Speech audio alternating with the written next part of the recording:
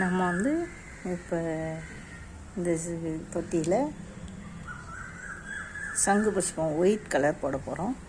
நம்ம இதை மானிட்டர் பண்ணிகிட்டே இருக்கலாம் எப்படி முளைக்குதுன்னு.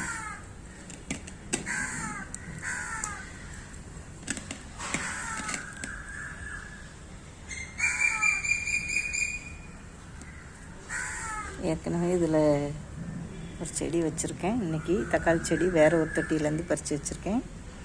இது வந்து செவ்வந்தி வச்சேன், சரியாக வளரல. அதனால் பார்க்கலாம், தண்ணி ஊற்றலாம்.